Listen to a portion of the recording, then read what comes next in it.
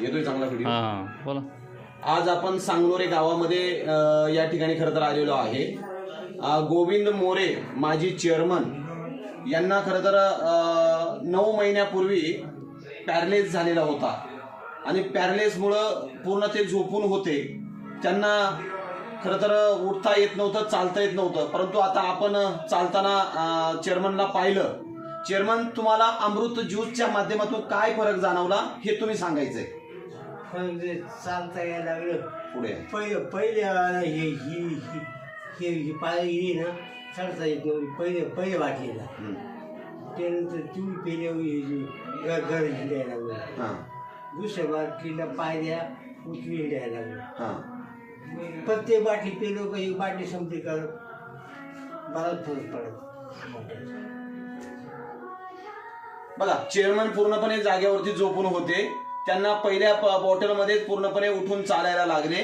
दुसऱ्या बॉटलमध्ये घराच्या पायऱ्या ते उतरायला लागले आणि आता हळूहळू ते स्वतः चालतात.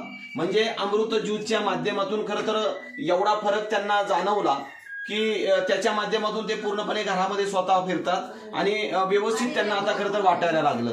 अतिशय चांगल्या प्रकारचं हे अमृत ज्यूस आहे आणि हे पॅरलेसवरती अतिशय प्रभावी आहे. प्रत्येक माणसानं हे खरं तर घेणं गरजेचं आहे आणि हे याच्यावर विश्वास ठेवून प्रत्येक माणसानं घ्यावं. चेअरमन, तुम्हाला काय वाटतं, प्रत्येक माणसानं घेतलं पाहिजे? फरक वाटतो ना. फरक वाटतो म्हणजे ज्या माणसांना पॅरलेस झालं त्या माणसाने घेतलं पाहिजे. मी यंदा सुद्धा क्लिअर झाला असतो, पण थोडे हलगर्जीपणामुळं थोडं लेट घेतलं औषध.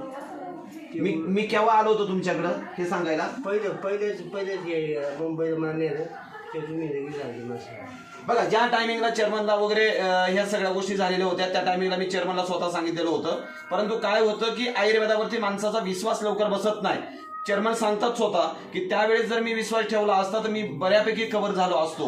बरोबर आहे. तर हे घरातले सुद्धा तेच म्हणतात आणि चेअरमनचं सुद्धा तेच म्हणणं आहे की मी कव्हर झालो असतो. परंतु निश्चितपणानं अमृत ज्यूसच्या माध्यमावरती विश्वास ठेवायला हवा होता. अमृत ज्यूसच्याच माध्यमातून खरं तर ते कव्हर झालेले आहेत. असो, खरं तर प्रत्येक माणसाला हे घेणं गरजेचं आहे. हर हर रियांश, घर घर रियांश. किती वेळाचं झालं?